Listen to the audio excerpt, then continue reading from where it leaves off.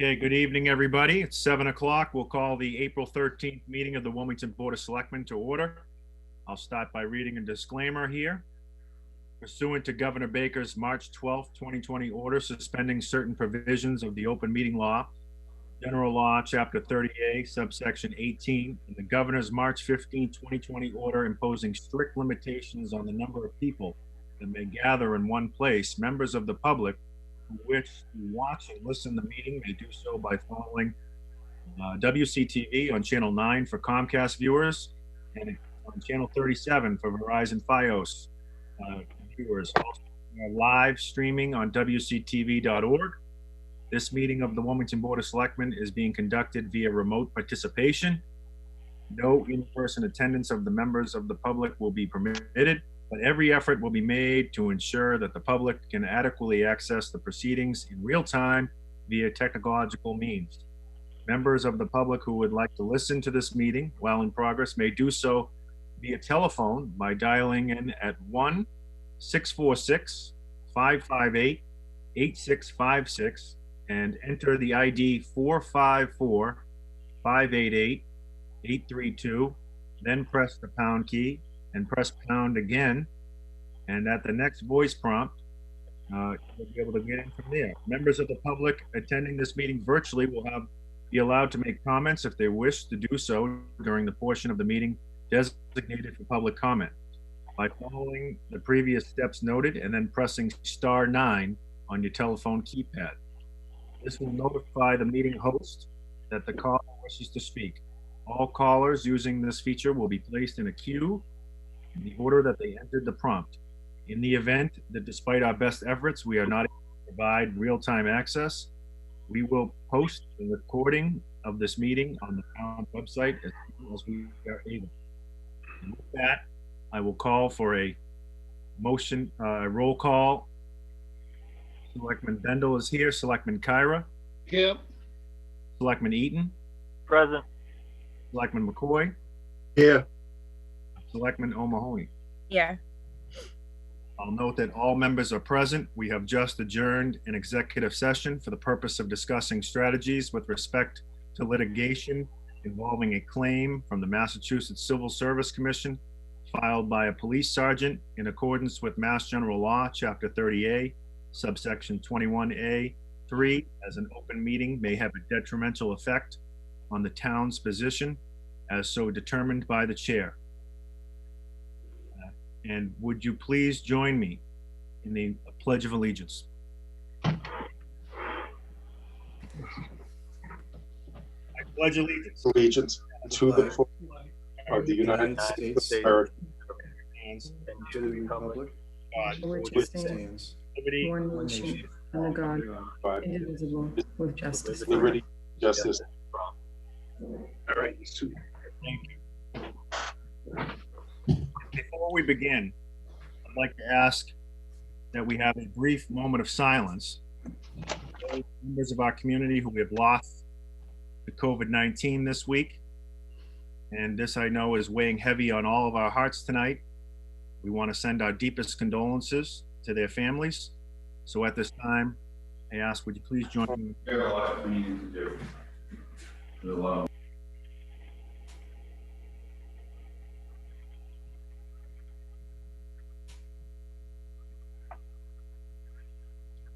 Thank you very much. I want to note and thank all of my colleagues and some of the staff who are wearing blue in honor of Autism Awareness Month here. And thank you for continuing that tradition here this evening. Before we begin with the regular business of the board, I want to welcome everybody to our meeting. Hopefully you can hear us okay. If any member has a problem hearing me or anybody else, please let us know. John O'Neill, our IT guy, is doing a fantastic job hosting the meeting via Zoom here. Our manager is here. Our health director is here. Our fire chief is here, along with the members. Valerie Gingrich is here. Beverly Dalton is also here, and our friends at WCTV are broadcasting us live. I can see it over here on the other end of the room. I also want to note that WCTV is kind enough to flash the telephone number at the bottom of the screen. If you'd like to call in later on under public comment, the number will be flashing throughout this meeting. And one last thing, like we did the last meeting, I will be calling for a roll call votes on everything that we do, and certainly will give ample opportunity to any member who has comments or questions as we move forward with the meeting. Are there any initial comments or questions before we begin? Good. Okay. I'm glad to see you're all home safe, and we're obviously practicing safe social distancing. I want to remind viewers at home that Mr. Eaton is not driving his vehicle. Yeah, I'm very impressed, and I hope the viewers at home are impressed too. He has lost power at his home, and he is broadcasting from his vehicle, which is parked in his driveway. So, Mr. Selectman Eaton, thank you for being with us. Thank you. This might be the only reason why anybody would be impressed with my 10-year-old Ford, but I appreciate it, Mr. Chair. I'm impressed. Okay, we have Treasury warrants 40, 40A, 41, and 41A. Is there a motion? So moved. Selectman Eaton, second. Motion's been made by Mr. Kyra, seconded by Mr. Eaton. Go with a roll call vote. Mr. Bendel is a yes. Mr. Kyra? Yes. Mr. Eaton? Yes. Mr. McCoy? Yes. Mrs. O'Mahony? Yes. That is unanimous for the Treasury warrants. We have 3 sets of minutes. We'll take them up individually if there aren't any objection. First one will be from May 15th of 2019. Is there a motion? I'll make the motion. Thank you. I'll second it, Selectman Kyra. The motion's been made by Mrs. O'Mahony, seconded by Mr. Kyra. We'll go with a roll call vote. Bendel is a yes. Mr. Kyra? Yes. Mr. Eaton? Yes. Mr. McCoy? Yes. Mrs. O'Mahony? Yes. The vote is unanimous for May 15th, 2019.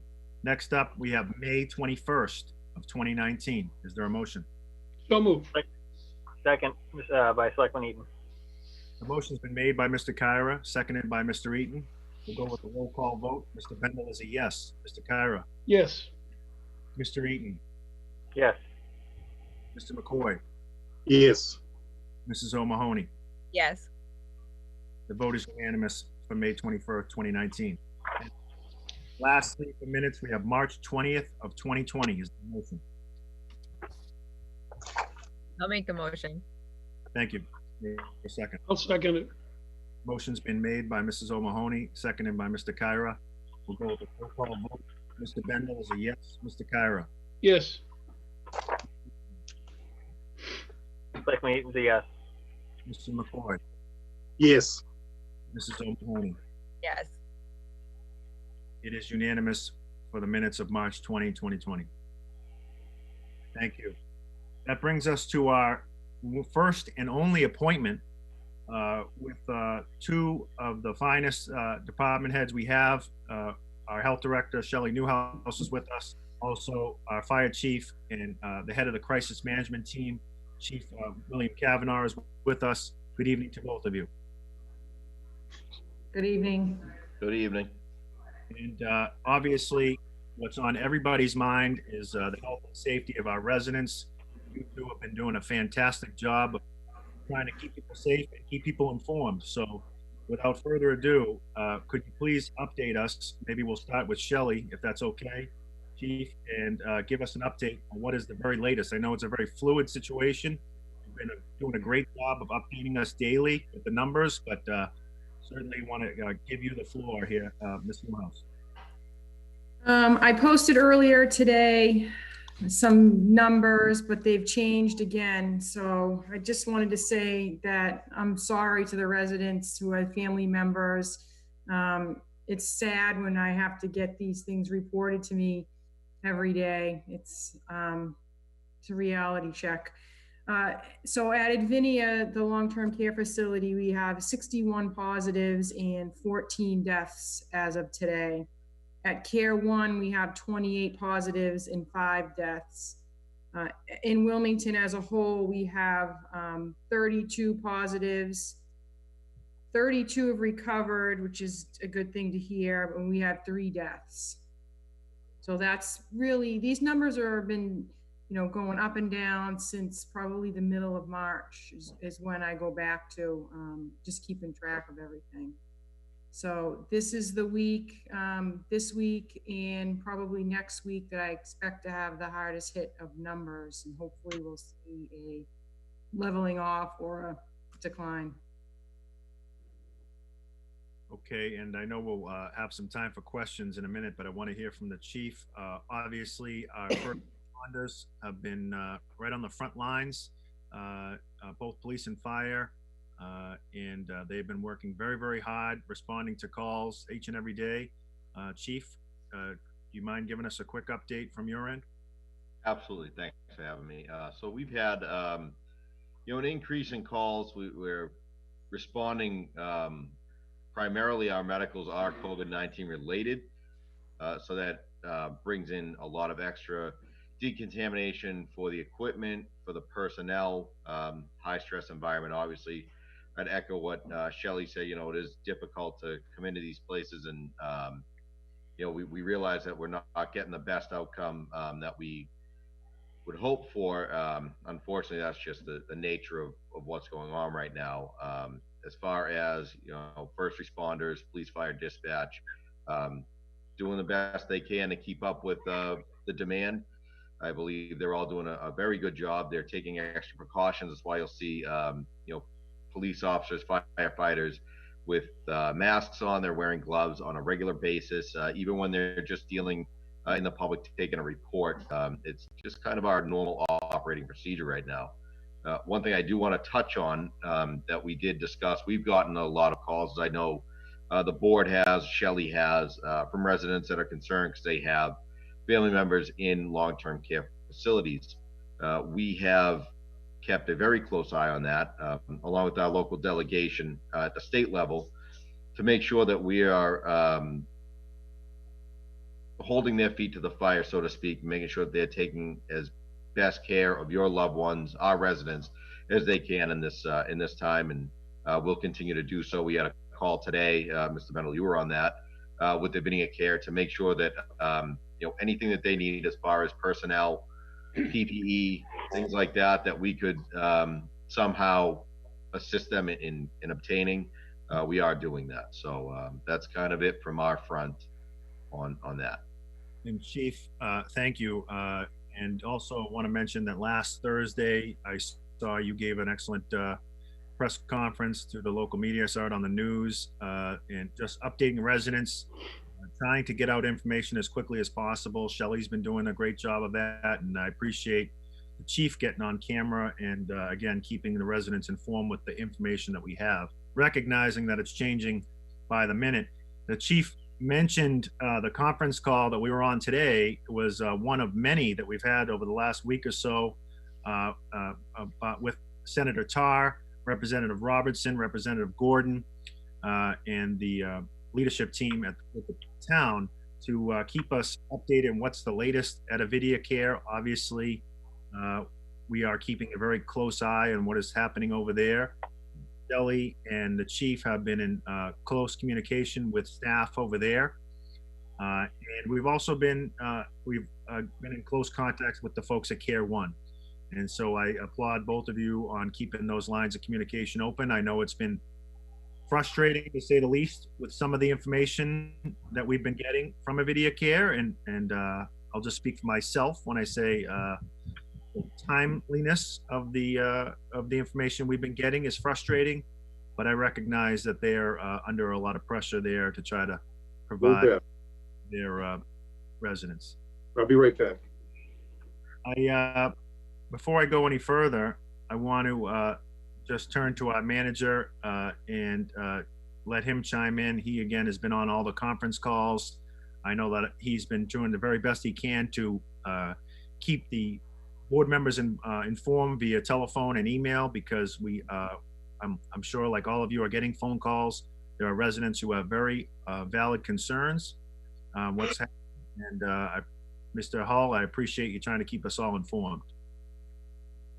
Thank you. This has clearly been both a extremely challenging period of time, but certainly for those individuals who have family members at Vineyard Care, it's hard to, quite frankly, imagine the circumstances, as has been the case in any of these instances where family have loved ones in hospitals or long-term care facilities.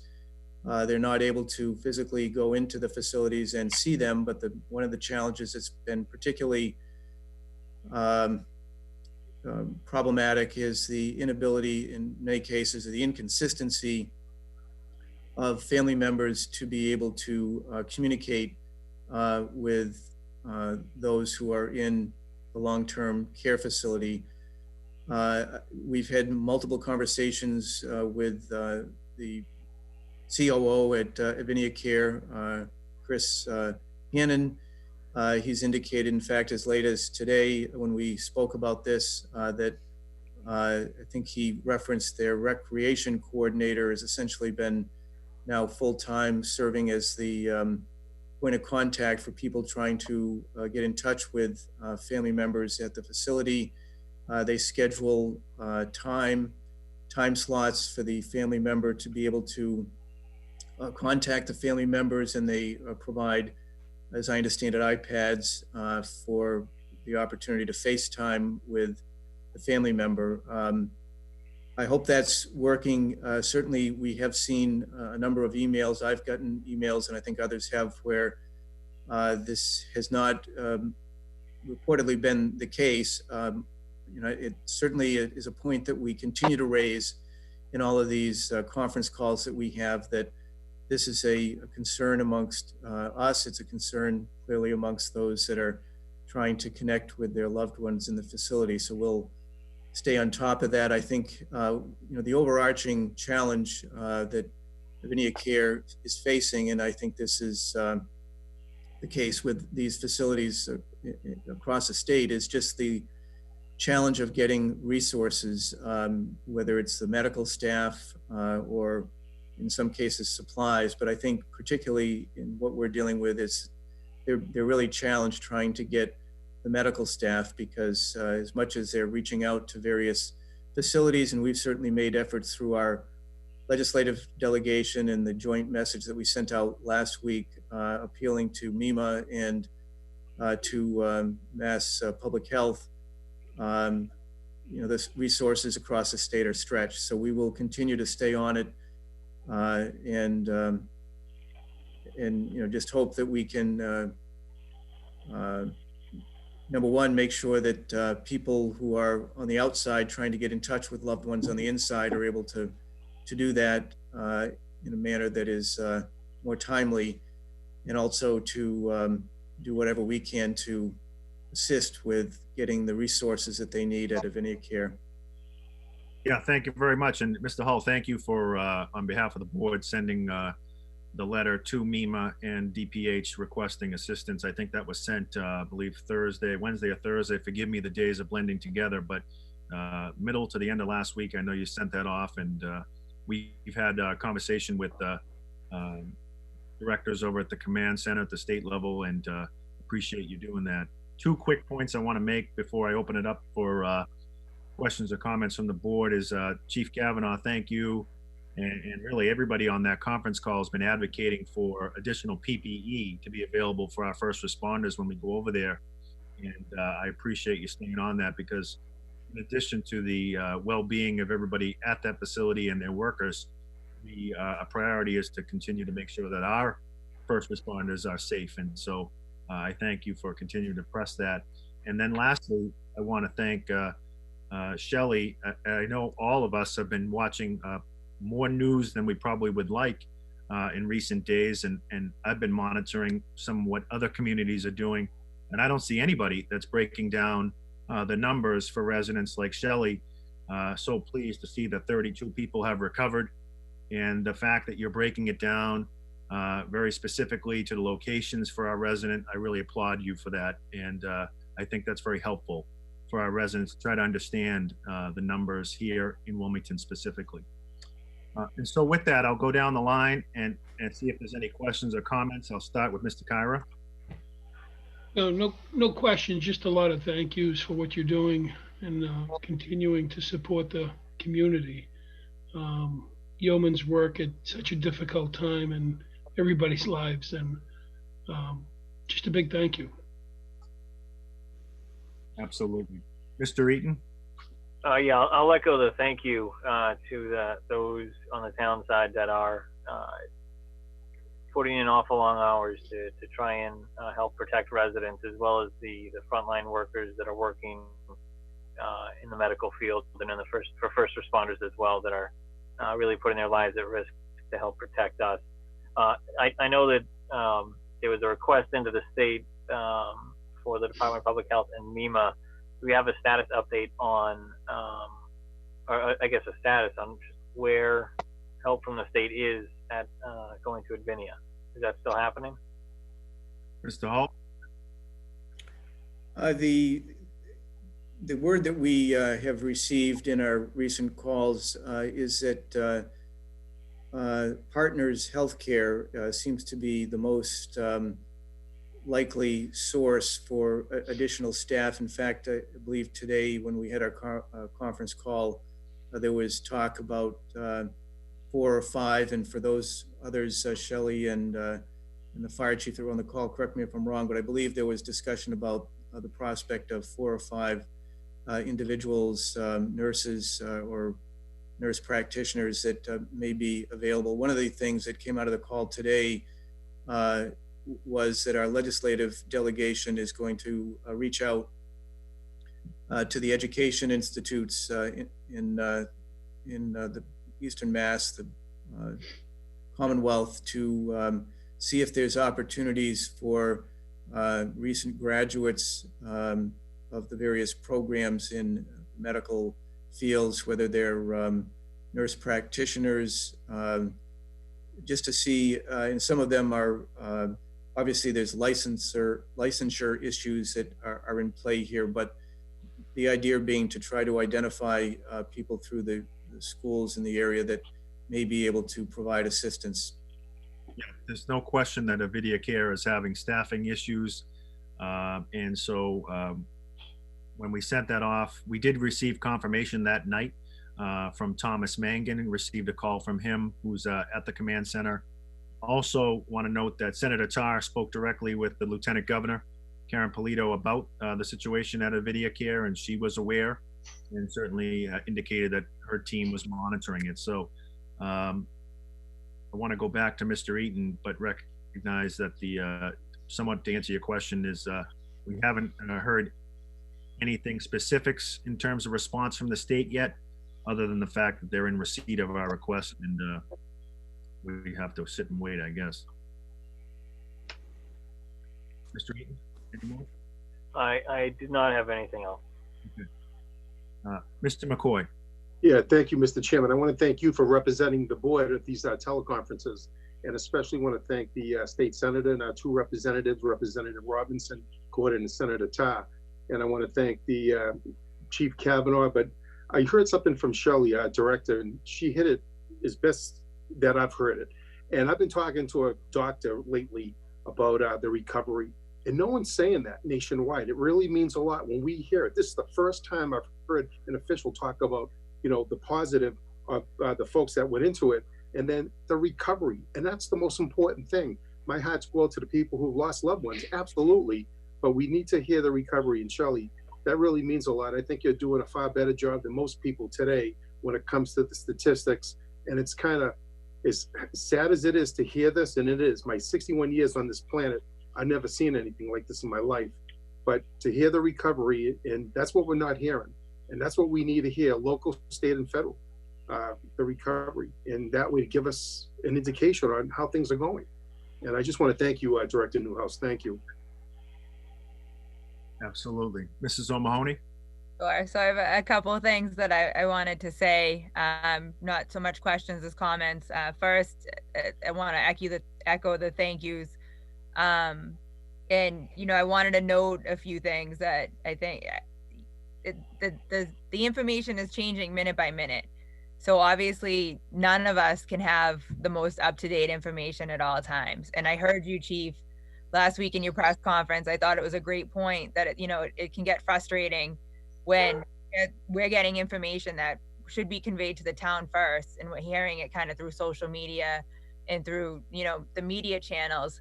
And so I would, my first kind of request, I guess, is that there's gonna be plenty of time after all of this is over for us to figure out what we did right and what we did wrong and what we could have done different.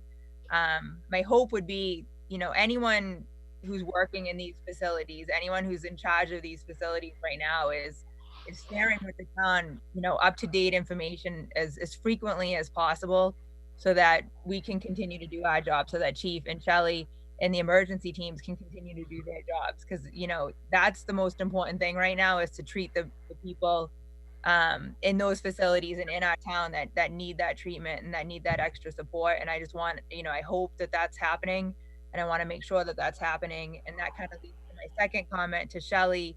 I know you were getting some grief last week on social media about the way you were reporting the numbers, and I just want to make sure I go on record as saying I think you're doing it in a great way.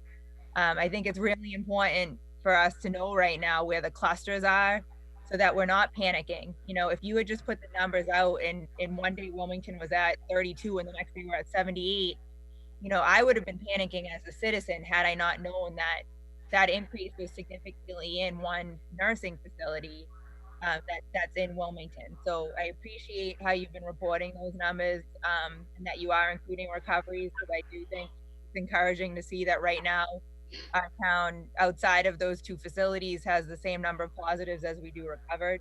And I think that's encouraging. But I also wanted to say, to Jeff and to Greg, that we really appreciate, we can't, because of open meeting laws, we can't be on all these calls, and not all of us can be a part of these conversations. And we appreciate that you guys are asking the questions you're asking.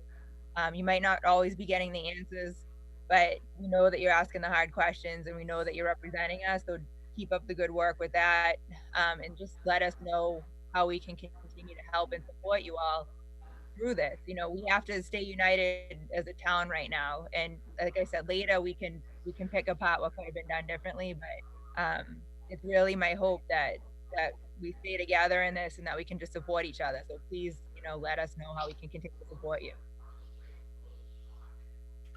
Thank you very much. And we appreciate that. I want to also give a public thank you to our state delegation. Senator Tarr has been arranging the calls. Representative Robinson and Representative Gordon have been very influential in coordinating at the state level for us. So we want to give them a big thanks, and their staff as well. One thing I want to share here before we close this appointment is that over the weekend I was contacted by the police chief, Joe Desmond, who is on top of something I think is very important during this public health crisis, and that's the issue that we're seeing an increase in domestic violence.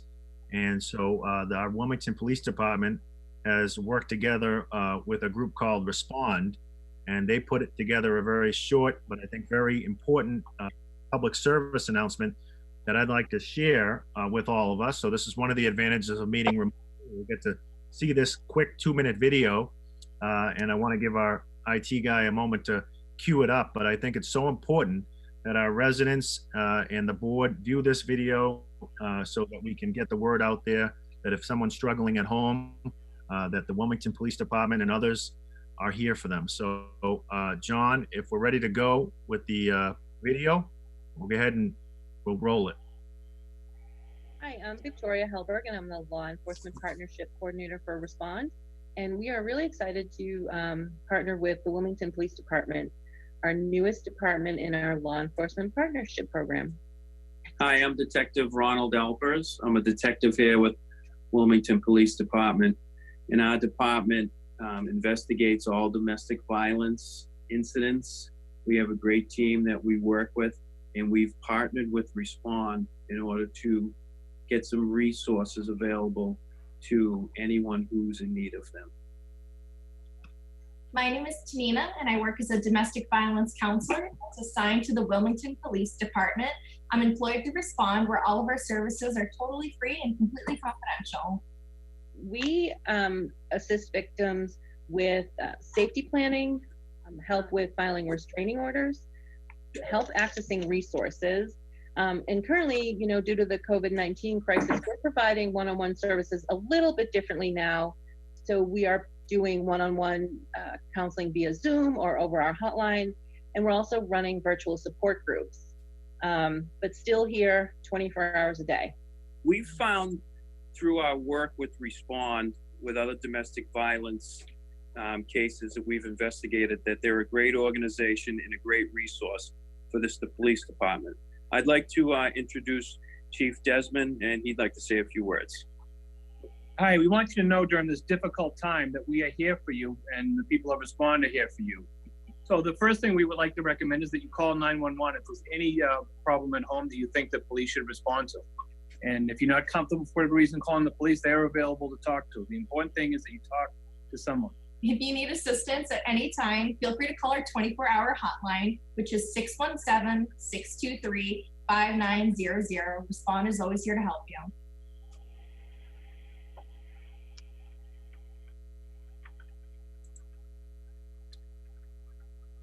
Okay, want to thank the Wilmington Police Department for bringing that PSA to us. I think it's so important to share that, make sure residents know that the police department is still there for them in regards to this. And so we hope everybody will be safe at home and feel safe at home. So please, if you're having an issue, don't feel, don't hesitate to call 911, reach out to somebody at the police department. I know that Shelley and Chief Kavanaugh are very, very busy people, and they have things that they need to attend to. So if there aren't any further questions, I'd like to send them on their way and thank them for this update.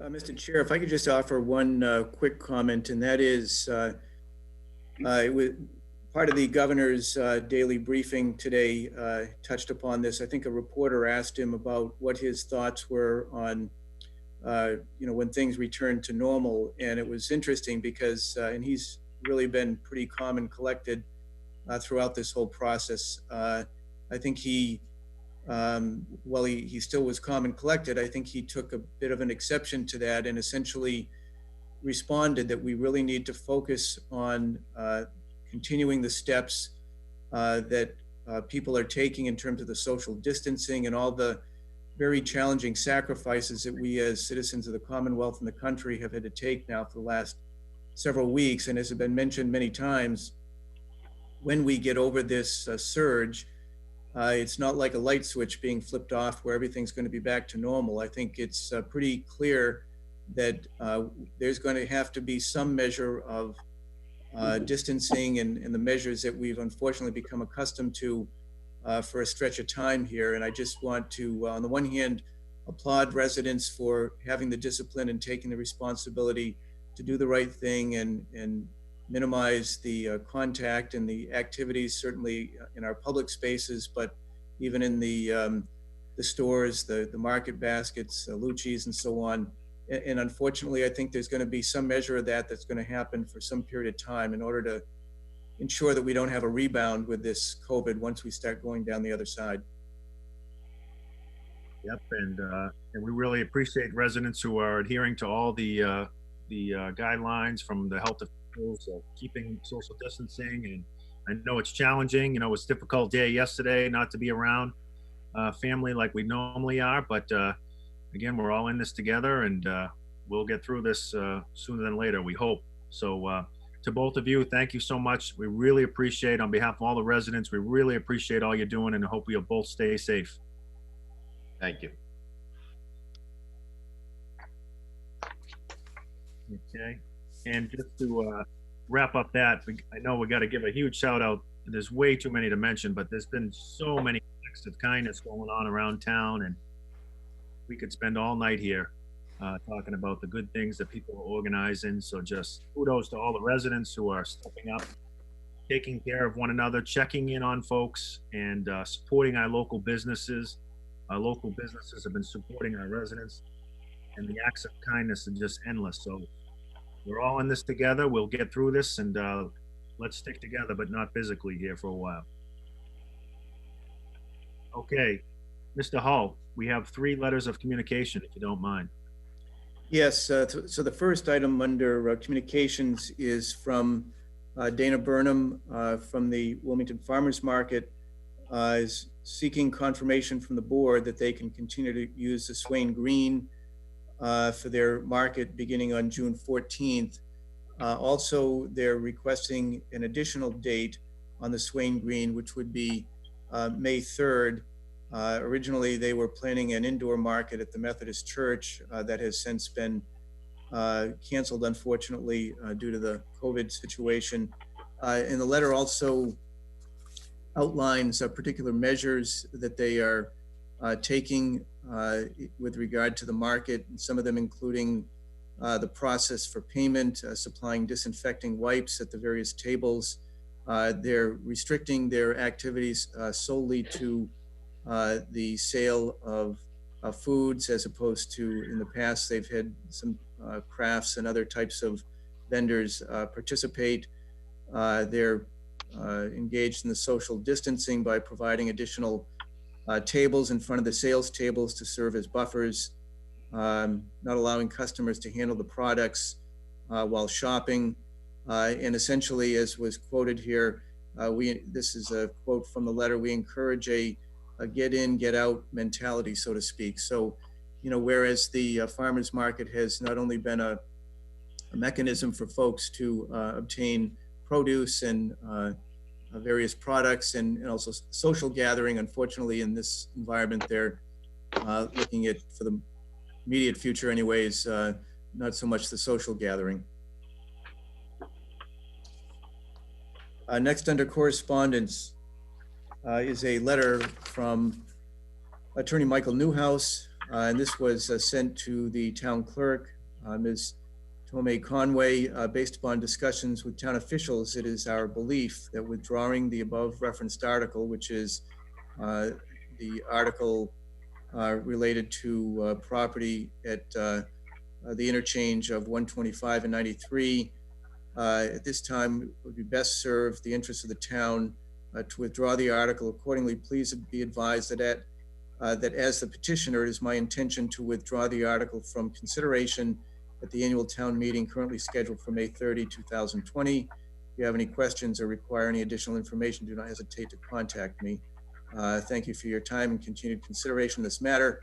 Michael J. Newhouse, Esquire.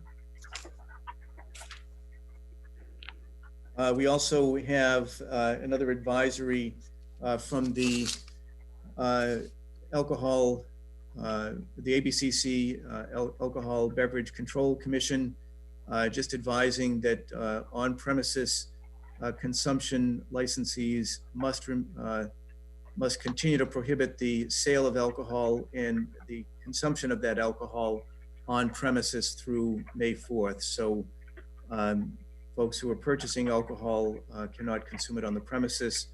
And they also may also prohibited from selling any food or drinks for on-site consumption. Okay, thank you. Just before we move on, does any member have any questions or comments about communications? I had well, it kind of ties in what the one that we just read versus the farmers market one. What was missing from the farmers market letter was kind of how are they going to be handling kind of crowd control? You know, like right now you can't go to Market Basket has a capacity limit, and they have a certain protocol about how you get in and out of the market. And you know, we just had a communication from the state saying you can't consume items in a place with more than 10 people located. I guess my ultimate question for the farmers market in trying to get comfortable with that May 3rd out on the common would be how are they going to handle making sure that they're monitoring the number of people there at one time and making sure that people have appropriate spacing. I do not have specifics other than what was stated in the letter. That's something I would have to follow up, and certainly can follow up with Dana Burnham in terms of the particular approach they're taking to limiting the number of people that would be present at any one time. I know they have a number of volunteers. My expectation would be that they would station volunteers at various points to make sure that the crowd doesn't get too large, but I would want to confirm that with Ms. Burnham. Yeah, I think I just want to see kind of a setup diagram and how they plan on getting people in and out safely. Mr. Chairman, maybe I can, there was a document in the package from Beverly Dalton regarding the governor's order of extension. And on the bottom, it says, where the extension is applied to 10 people or more with the exceptions. And one of the exceptions is the farmer series licenses. So that may answer the question is in regard to allowing more than 10 people. I'm sorry, Kevin. I didn't mean to interrupt. I'm not suggesting that they have to keep it to less than 10 people, but I am suggesting they need to monitor the number of people there and how they go in and out. My fear is having it on the common is an open access, and there's 3 different parking lots people can park at. How are they going to prevent it so that it's not, you know, all of a sudden there's, you know, 6 people all descending on the common at the same time, walking to the different stands like they would normally do to purchase items from the vendors. You know, is there going to be one entrance, and is there going to be a volunteer that kind of monitors who goes in and one exit where they go out so they can monitor going in and out? Because I just think the way this is now, we close parks right now because we don't want a bunch of kids going to play at a park at the same time. So I just would not want a bunch of people. You know, I want the farmers market to happen. I'm not saying we shouldn't allow it. I'm just saying I would want more information about the protocols they're going to follow to make sure it's not just a big open air, you know, meeting. And just to be specific, I think it's at the Swain Green, not at the town common. That's right. I'm sorry. The Swain Green. Yes. Okay. Right. If I could just say something, I agree with my colleagues, but I have to concur with Selectman Mahoney. I mean, you're really going to have to police this. I mean, I would love to go down the farmers market as well, but, you know, it's going to have to be police. Here we are, you know, allowing just so many people going to the supermarket. You know, we have the barber shop where he'd probably have less than 10 people cutting hair. We told him he can't open up. I think we need to maybe visit this again, because what are you going to do if the governor extends it? There's a good possibility that this could happen, you know, and I tend to think it is going to happen. So I think we need to look at this another time and just be careful on what we're going to do. I wouldn't want us to give a permit for them to open up, and you know, we're just telling other businesses that you can't. You know. Well, we're not going to. I understand. It's coming up next. Go ahead, Mr. Cairo. Sorry. Yeah, no, I understand. I just, you're right. I mean, there should be a system on how to do it. Whether there are those cones or some sticks that keep 6 feet, you know, from when they go to check out or when they go to look at the produce, you know, as they do at, you know, Market Basket and Lucci's. There has to be some sort of guidelines or parameters as to how they do it, for sure. But it is permissible. That was my point. I wanted to point that out, that to have the farmers market. This is Selectman Eaton, Mr. Chair. Yeah, I do think that we might want some specifics on how they would be operating this. I'm not at first blush opposed to it. I just want to know a little bit of the specifics so that if we're approving this, that we can actually do so with a pretty good level of specificity as to what their crowd control measures are going to be. I certainly hope that the farmers market can continue, and I don't want to stand in the way in that. And I know that there's a lot of people that their livelihood is very much dependent on selling their products there. I just want to make sure that if we're allowing this to happen, that there are some crowd control measures in place. Again, Market Basket and Lucci's and Levi's are all open. So I don't want to be arbitrary, but they're all doing so in a way that they're limiting the number of people that are going in at one time. So those are my thoughts. Yeah, I think, listen, I know we're going to take this up in the next item, but I want to just stop before we do that. I think I'm very comfortable in speaking for everybody here that we are all great supporters of the farmers market. Each person on this board has been supportive of them. by casting their votes in the past. And I know each member has visited the farmers market and supported the farmers market. So none of the commentary here should be taken as negative towards the farmers market. I think it's a great asset to our community. You know, I'll save my comments for another moment. I think we go ahead and move into the board to consider items so we can further discuss this. Mr. Hull, item number 6.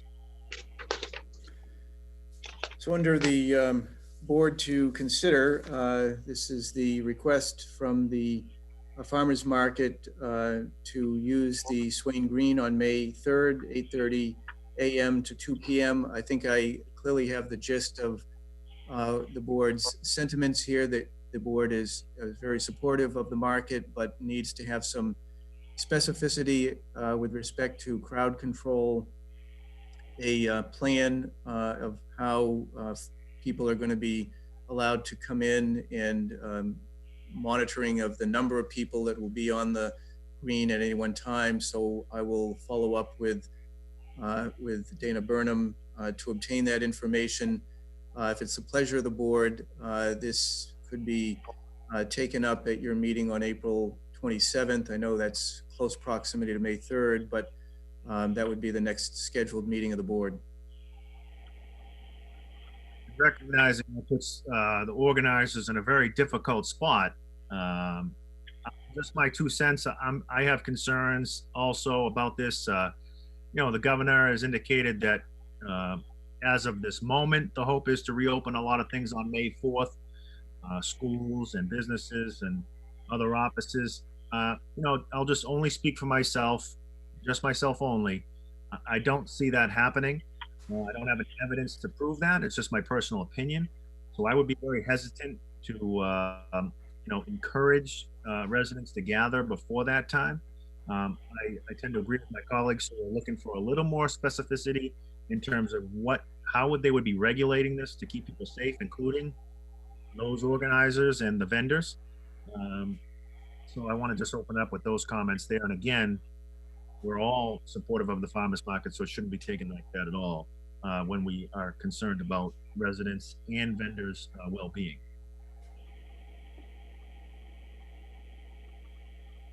Yeah, I would agree. You know, are they going to be wearing face guards or face masks, gloves? I mean, we would want to know all that. I'm sure that people going there would be having gloves because, you know, you're going to be looking at the produce and probably grabbing at the produce. So you want to make sure everything is safe. So I'll make a motion to table to the next meeting is the 27th. Yes. Make a motion to table to the 27th. Selectmen will second that. We have a motion by Mr. Carr and a second by Mr. Eaton.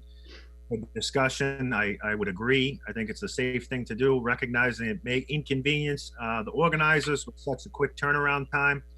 But I gotta believe that we'll know much more information 2 weeks from now to make an informed decision on what is the best way to keep people safe.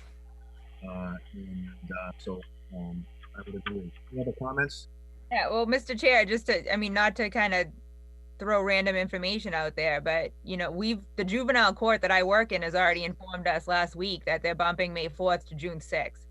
So they've already updated their standing order that all non-emergent court matters that were scheduled after May 4th now need to be rescheduled to after June 6th because they don't want us coming to court for ordinary cases. We're doing everything by telephone, and we're going to be doing everything by telephone now until June 6th. So, you know, that's just one part of the court system, but my assumption is that you know, that's because they know May 4th isn't necessarily an easy target anymore. And to have this on May 3rd when there's still a stay-at-home advisory in place, you know, I just feel like we have to have all the precautions that we're expecting every other vendor to take, we would need to have them take. And I am concerned with the venue just because, you know, there's easy access, and I want to make sure that they're going to have rope lines and they're going to have the monitoring abilities. And I'm not sure, you know, maybe bump it out a week so that it's after May 4th when things maybe are changing anyway. But absolutely, I agree. And I want to be mindful of, I don't have to remind anybody here that, you know, at our last meeting, we voted to postpone town meeting, which was scheduled for the day before this. And that's probably one of the most important dates on our calendar here in Wilmington. And so we postpone that, and then to think that maybe we're voting on something for the very next day, I have some hesitation. So I appreciate Mr. Kyra's a motion and the second. Is there any other discussion? Okay, seeing none, we'll call for a roll call vote to table this item. Mr. Bendel is a yes. Mr. Kyra? Yes. Mr. Eaton? Yes. Mr. McCoy? Yes.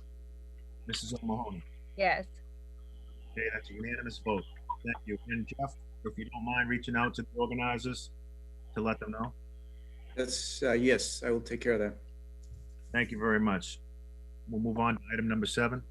Next under board to consider is approval of provisions from Chapter 53 of the Acts of 2020 to extend the due dates for payment of real estate taxes and waive interest and penalties for certain late payments. So one of the provisions that the legislature has approved and the governor has signed off on allow for the extension of the deadline for payment of property tax bills. Normally it would be May 1st. This is a local option that would allow the Board of Selectmen to extend that deadline to June 1st. That's one provision. And then secondly, there's an option that would allow for the extension of the application for exemptions and deferral applications through the Board of Assessors Office. Extend those dates from April 1st, which would be the deadline, to no later than June 1st. And then finally, with respect to interest and penalties on excise bills, water bills, anything that any of these bills that would have been due on or after March 10th, the interest would be waived as long as payment is made on or before June 30th. And so the board can elect to approve one or more of these at your discretion. Just before we take this up, I just received a notice here from our IT director that I just want to put this out there. If anybody's looking to call in, that there's a password 010339, and we'll announce that again shortly, but anybody who's looking to call in shortly, password is 010339. I've asked WCTV to broadcast that as well. And with that, I will say that again, 010339, before we jump back into this item. Thank you for that, allowing me to interrupt. So I would just note that, I have received a couple of inquiries, and I think others have as well, as to what efforts the town can make with respect to assisting residents and businesses. As I've noted in one particular response, generally speaking, the state sets tax policy, whether it's respect to interest, late fees, and so on. So I think these measures are definitely appropriate in light of the circumstances we find ourselves with, many people out of work, many people furloughed. It's not going to solve the problems, unfortunately, but it will be one measure to perhaps ease some of the pressure. Okay, is there a motion? I'll make a motion to approve Chapter 53 of the Acts of 2020. I'll second it. Okay, thank you both. The motion's been made by Mr. Kyra, seconded by Mrs. O'Mahony. Is there any discussion? I just had a question, Mr. Chair, through you to Mr. Hull. I just want to make it clear that the deadlines, the new deadlines that you referenced, the June 1st deadline and the June 30th deadline, those are the deadlines that are imposed by the state, correct? That's right. That's not something that we decided. That's something that the state's allowing for. That's right. The state has established these new deadlines and at the option of the towns to enact. The other point I would make is that as part of this legislation, there's a number of measures that we need to take in terms of getting this word out, which certainly we will do via social media, putting it on our website, various other mechanisms to make sure that the residents are well informed about these changes. Just one comment. I was a part of the conference call for the Mass Municipal Association's COVID-19 update on Friday, and as that was going on, the facilitators running it were unsure if the governor had 49 or 50 executive orders just since March 12th. So this is very much obviously a evolving situation, and one of the take-home points that I got was that there is likely to be more to come. It might not be specific to these particular issues, but I think the state is doing what they can to make things a bit easier for folks, because I think a lot of people are hurting right now in a lot of different ways. So we'll certainly continue to monitor what's going on at the State House, so we can make sure that folks here in Wilmington have some avenues of support. We thank you. Oh, thank you, Selectman Eaton, for sitting in on that call. If I could just make a quick comment, I support Selectman Kyra's motion, and I know when we were doing our own social distancing at the last time, 2 meetings ago, I remember bringing this up and talking about it, and I remember the manager being clearly stating that it's going to have to take an act of the legislature to do this, and I'm really glad to see that. And you know, if we can extend the maximum dates on any of this, I think we should. And I'm sure it's going to be a positive vote, but that's the comment I'd like to make. Thank you. Any other comments or questions? Okay, with that, I'm pretty confident I know how this will go. This is one of the better votes we'll get to take, I think, if I don't know myself. All those in favor, we'll go with Mr. Bendel as a yes, Mr. Kyra? Yes. Mr. Eaton? Yes. Mr. McCoy? Yes. Mrs. O'Mahony? Yes. A very enthusiastic, unanimous vote by the board. Thank you all. And before we move on, Mr. Hull, one more time, the password now for the phone is now flashing on the screen. If folks at home are wanting to call in shortly under public comment, you'll note the password is 010339. So thank you, WCTV and our IT director. Thank you.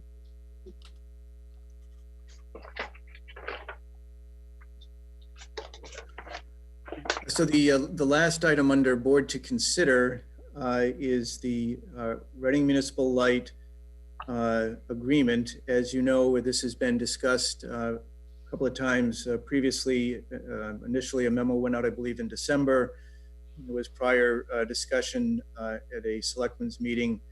The agreement that is in place with the town of Wilmington, Linfield, North Reading, and the RMLD includes as a provision that 10 years out, essentially, the RMLD provides notice to the towns that they have 180 days essentially to authorize a 10-year extension of the agreement, which currently expires in 2030.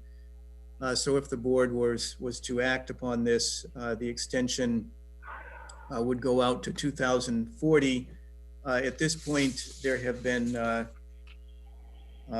2 prior extensions. One was taken in it's Article 27 of the annual town meeting in 2000, and then another town meeting warrant article on May 1st of 2010. The reason that this is before the Board of Selectmen as opposed to going to town meeting, in consultation with town council most recently, he noted that because of a change in the general laws where this is an intermunicipal agreement, it does not require a vote of town meeting. It can be taken by vote of the Board of Selectmen. As my memo outlined, there are certainly a number of reasons in my estimation that it makes sense to take this action. As a practical matter, looking at alternatives for electrical service at this point, I think I don't quite frankly believe that the town is going to find a better rate for electricity. In my estimation, the level of service that we receive from RMLD has been very responsive. Oftentimes, and I think it's been noted in the past at prior selectmen's meetings, when we've had storms such as the one we're getting this evening, they've been very responsive in restoring power. Unfortunately, not Mr. Eaton, I guess, is perhaps a testament to maybe not as quickly as desired tonight. But notwithstanding that, they are very responsive. And, one, I think, major example that we can point to most recently, when the town meeting approved $75,000 to replace lighting here at the Palmer Park behind Town Hall.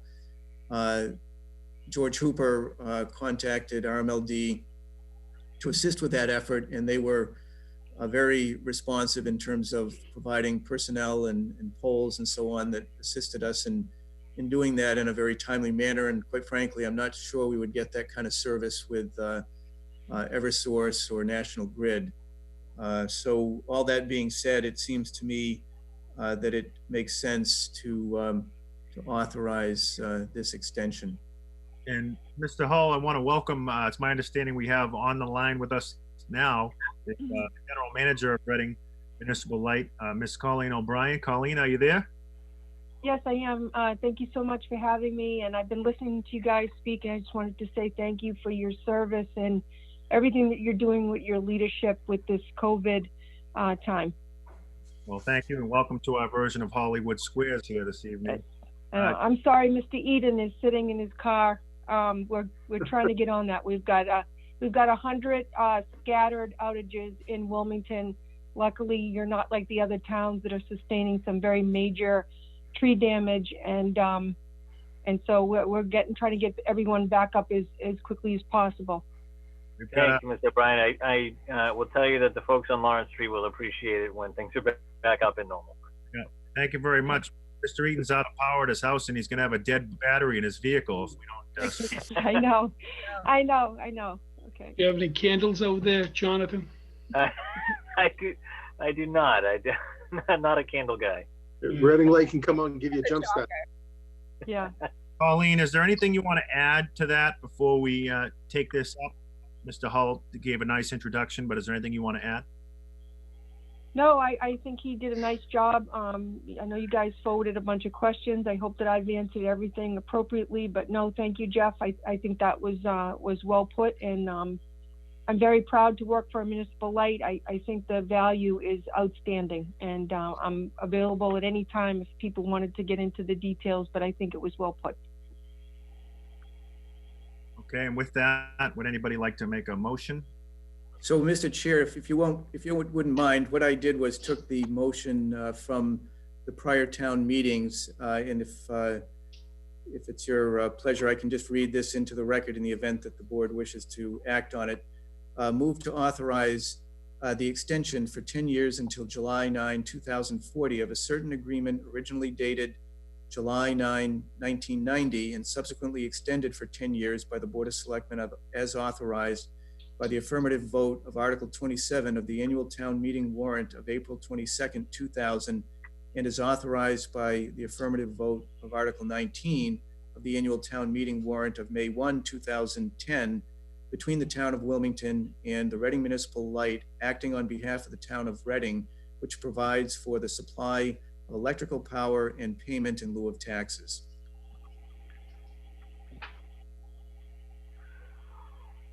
Would anybody like to offer that motion?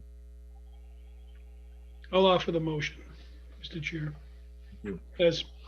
As stated by our town manager. Selectman Eaton will second.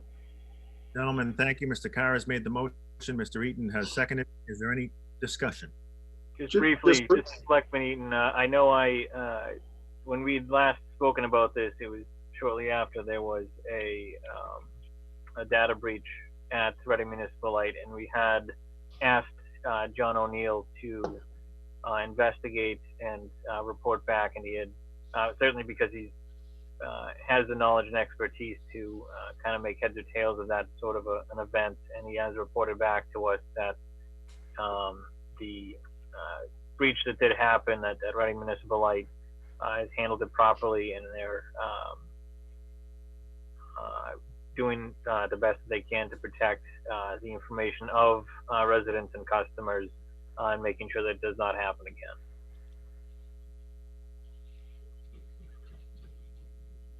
Any further discussion? Yeah, Mr. Chairman, if I could say, Jeff, do you have any figures in front of you, or the general manager would, payment in lieu of taxes, what we'd be getting? Because I know we were the biggest. I was here in the day when we started to do this, work out the agreement. I'm just wondering, do you have a dollar amount that we could tell the folks out there that we get in lieu of taxes by any chance of this particular year or last year, fiscal year? I believe I don't have the amount in front of me, but I think it's roughly $725,000 a year. Yeah, no, it's a good deal. Okay, any other discussion before we call for the vote? Seeing none, we'll go down the line. Mr. Bendel is a yes. Mr. Kyra? Yes. Mr. Eaton? Yes. Mr. McCoy? Yes. The vote is unanimous. Colleen, thank you very much. Yes. And Thank you for having me. And I know some of the residents without power look forward to hearing from you. Okay. Thank you very much. I would ask the board, though, if sometime, you know, when this unprecedented time passes a little bit, that I could be invited to give an update on all the projects. Our annual report will be coming out soon, and usually I come around to the town. So if you could keep me in mind, you know, later in the summer when you have a spot, I would greatly appreciate it. I can promise you we'll have you back if you can get the power up and running for the folks in the room. Okay. All right. Deal. Thank you so much. Okay. Thank you. Okay. Bye-bye. Okay. Thank you for that. And now we'll move on to everybody's favorite part, public comments. And just a reminder that the phone number is flashing on the screen if you'd like to call in, but I'll read it one more time.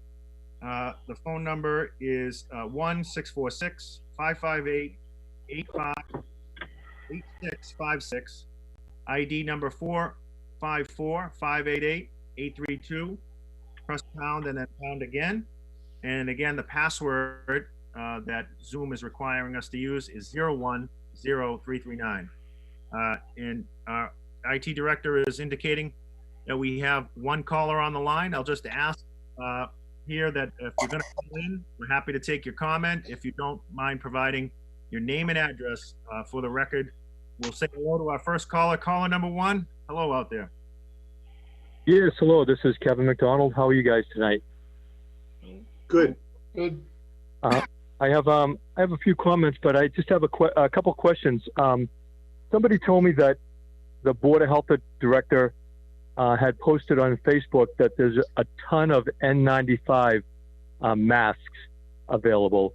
And can somebody speak to the community about that and how they can get those masks, and where are they, and who do they contact about getting them?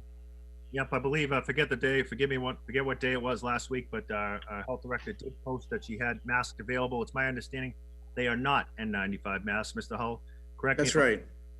They are not N95 masks.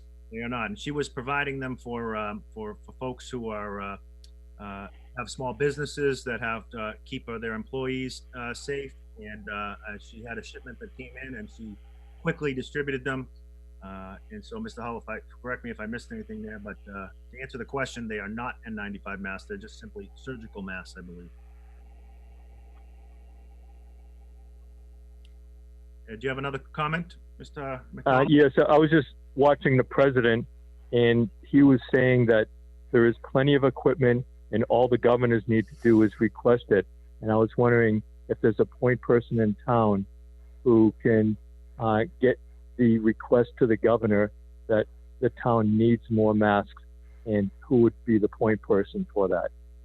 Well, our crisis management director is our fire chief, Mr. Kavanaugh, and I can assure you that he is made it loud and clear that Wilmington is like every other community and we are in need of PPE. And we're hoping that if you'd like to reach out to the governor yourself, you could do that as well. But we have certainly indicated to the state that we are in need just like everybody else. Okay. Well, I think it's not really my responsibility as a leader of the town to reach out to the governor. I'm not on the board and I'm not the town manager. So I think maybe one of you guys should do that. With regard to the contract that you just signed or agreed to with Reading Light, I didn't hear anybody talk about any aspects of that contract, such as the tremendous amount of solar panels that are going on homes and what kind of benefits are going to be available to the community. And if signing this or entering into this agreement is going to prevent people from getting the best possible deal that they can by putting solar panels on their homes, or if the rates are going to be reduced if we see a solar farm go in. Has anybody reviewed the entire contract, this 10-year contract? I assure you that, like all the other documents, we'll make it public, and you'll be able to see the entire agreement yourself in the very near future. We will make that public. Is that correct, Mr. Hall? Yes, it's a public document. It was a unanimous vote, so I don't want to move backwards in time. Yeah. Question, you can feel free to comb through the entire agreement yourself. We will make it public for you in the very near future.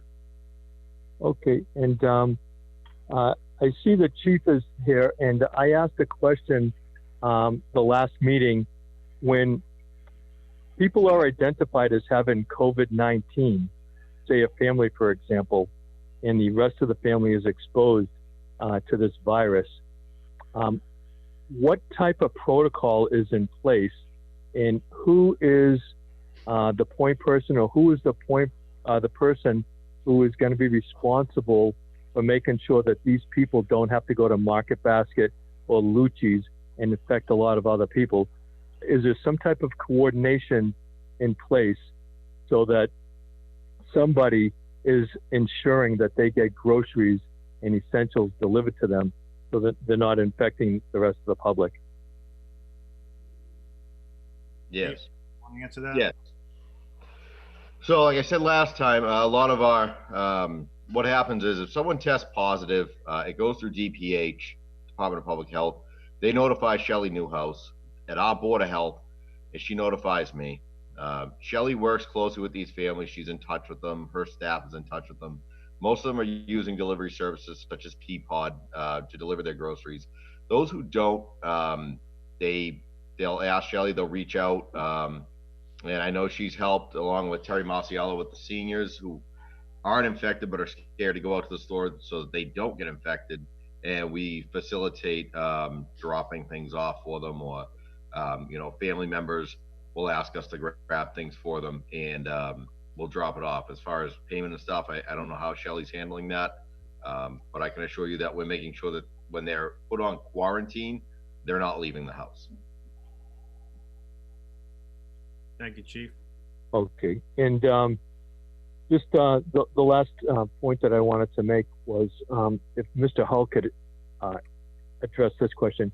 Can you tell us, Mr. Hull, who exactly the central department heads are that are actually on staff at the town hall? The individuals who are at the town hall, depending upon which day it is, certainly I've been here pretty much every day. The treasurer collector, the assistant town manager, the town clerk was here. Her staff has been here beginning last week on certain days of the week. The assessor has also been here, and a member of her staff has been here at various points. The engineering, town engineer has been in the office, and they're doing inspections outside as needed. The building inspector, the health director have been here all of those folks have been here. Obviously, the police and fire chief, they're all have been in their offices either daily or in some cases working from home and in the office. Yeah, and I would just add to that, Mr. Hull, that I've been really impressed with the work that our town department heads are putting in, getting very creative in what they can offer while adhering to the social distancing guidelines. I think earlier last week you put out a memo that was made public about just exactly what services are being provided by each department. So I appreciate that. I know it's available on our website for folks to read. And I'm just thinking of maybe a half hour before we got on this call, our veterans agent who's not in his office working, but is on the road helping out a veteran, an elderly veteran who lost power earlier today, and he went over and started up his generator. So just one example, and I know all the department heads are getting creative. Obviously, police and fire on the front lines, as well as our DPW guys are continuing to work. But I really want to applaud the town management, because I think everybody's been doing their part to make sure that the services are still being provided to the residents, even during these very trying times. So I wanted to add that as well. And I want to see, do we have any other callers on the line? We do not. All right. Give them one other minute here, but we're going to move into announcements. If there aren't any of the public comments, going once, going twice. I'd like to say something if I could. Sure. Yeah, no, early when the town manager called, he said, you need to get a private room, basically, when we had to do the executive session. So just a little humor here, if I can take a few seconds. I did it in the dining room at the last meeting. So I said to my wife, I need a private room. She says, I'll let you use my art studio. And this used to be a 4-season room, but now she turned it into an art studio. And she's like a good artist lately. I promoting her, and it's a good, happy wife, happy life. She doesn't even know I'm doing it. If I can pull this out, hopefully I don't rip it, because there's like a lot of hours. She's working on something like this. Can you see that? That's Marty Feldman from the movie Young Frankenstein. And he said something like this when he did the picture. So I just thought, hey, I just put that out there. And like I said, you want to talk about social distancing, folks? She's on the other side of the house in her art studio, and I'm in the family room watching HBO. So I just thought I'd just share that. That's all. I want to put this back before I rip it. She go out of her mind. Thank you, Mr. Chairman. I wanted just to do that. Thanks. Very talented. But, thank you, everybody. I have to stick with my story. I don't think anybody's gonna be able to top Mr. Eaton's location from the corner. So. Yep. I think we should take a bet on if he can start that vehicle when this meeting ends. We better move.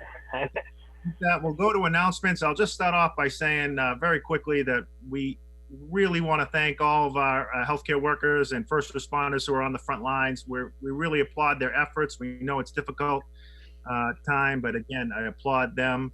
And we want to make sure we're thinking of them. We hope they'll stay safe, and certainly our thoughts and prayers are with everybody who's been affected, those who have lost a loved one, in not only in Wilmington but just anywhere. And we're thinking of you. This board is thinking of you. We'll move on for announcements. Mr. Kyra, do you have any announcements? No, I'm all set. Thank you. Mr. Eaton, any announcements? None. Mr. McCoy? I'm good. Thank you for that. Mrs. O'Mahony?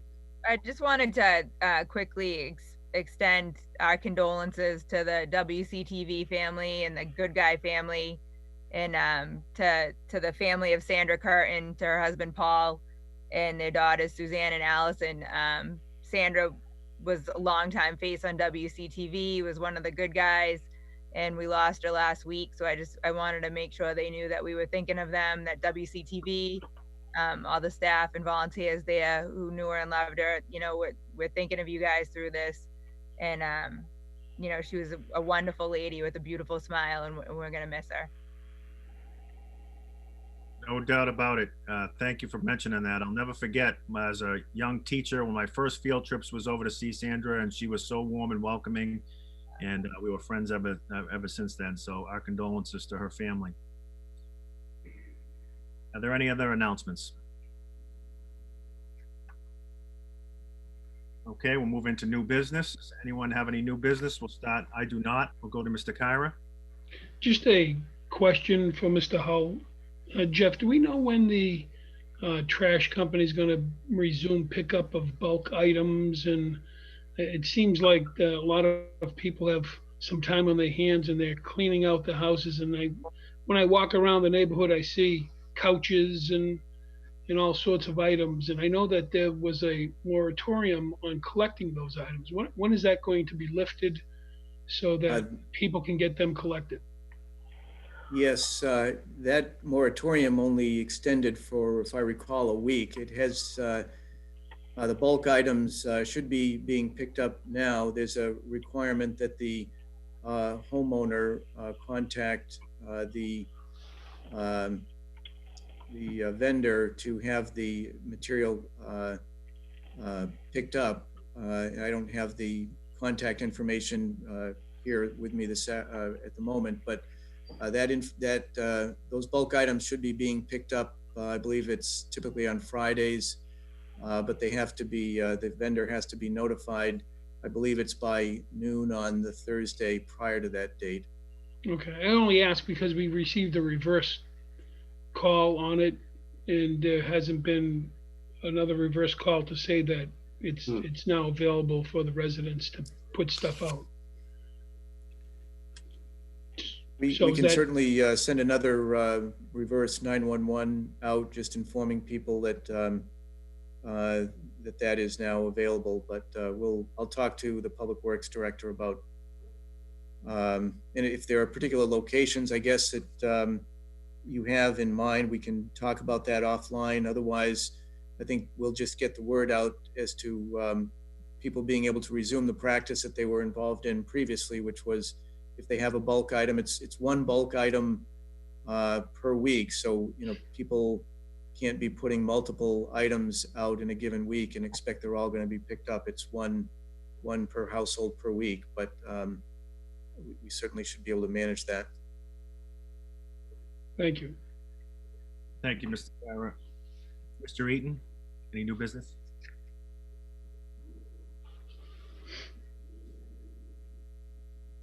Mr. Eaton? You okay? Please, the lights went out.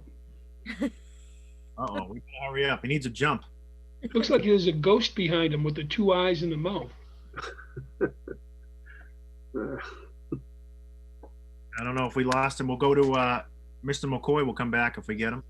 Yeah, thank you, Mr. Chairman. Just briefly, I know COVID-19's on everyone's mind, but I know we're taking care of town's business. Jeff, I know I brought this up before, and relative to Cook Street, what's the status with that? I know town council was going to try to work out an agreement with Olin. Olin did state months ago that they were going to pay the water hookup for all those residents on Cook Street.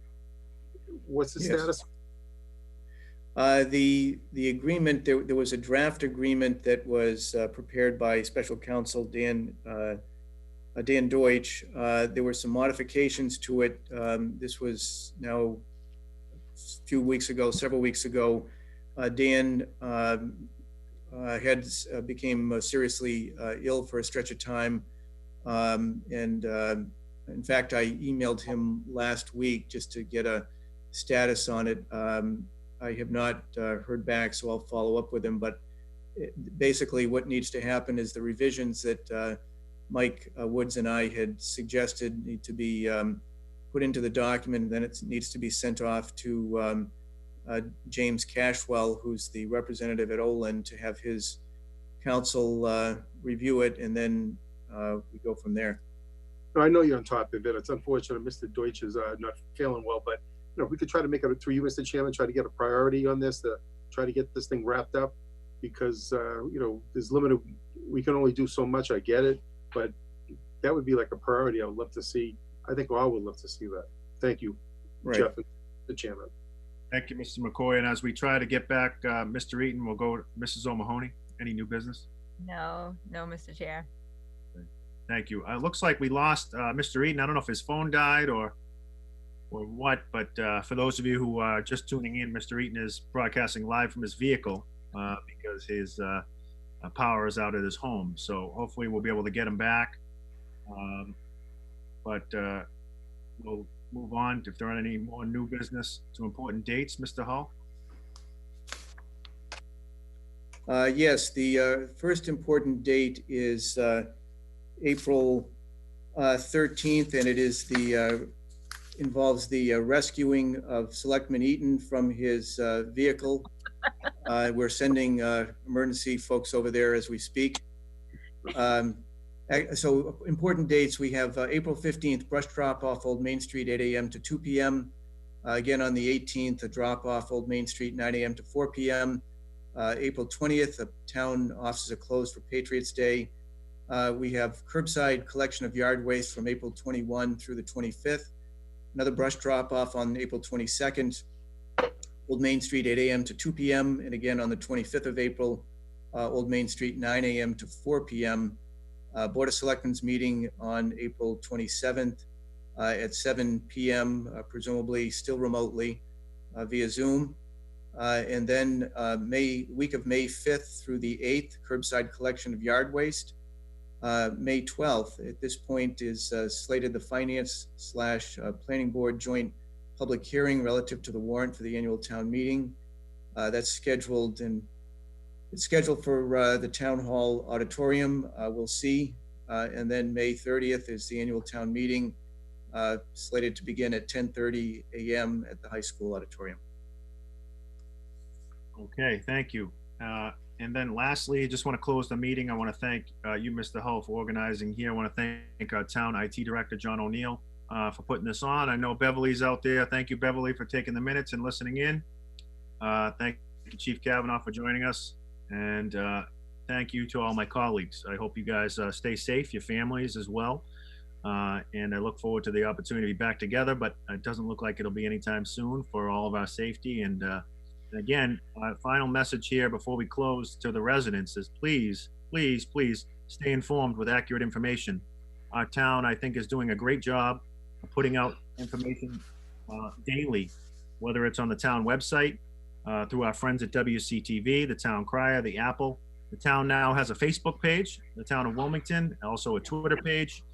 And so thanks to our friends in the media, thanks to some of the selectmen who are putting out information every day, and just everyone is doing their part to make sure we keep the residents informed. I think that's so important. That's something we can all do, is make sure we share accurate information during this very difficult time. So I appreciate the town doing that. We want to make sure everybody, please stay safe. Please practice the social distancing. I know it's difficult to be away from family and friends, but it will all pay off for us in the end. So with that, is there a motion to adjourn? So moved. I'll second it. Provided that the chief send out a rescue squad for Jonathan Eaton. Jeff's heading over there as soon as he leaves town hall. All right, that's good. I'll do that. We've seen a lot of things. We've never seen a selectman up and leave a meeting, so I hope he's all right. But okay, we have a motion and a second. Mr. Bendel is a yes. Mr. Kyra? Yes. Mr. Eaton, I'm going to say he would be a yes. I don't want to speak for him. Mr. McCoy? No charge on the entertainment, I'll say yes. And Mrs. O'Mahony? Yes. So that's four in favor and one to be determined. Thank you all, folks. Please stay safe. Good luck, Mr. Eaton. See you later, everybody.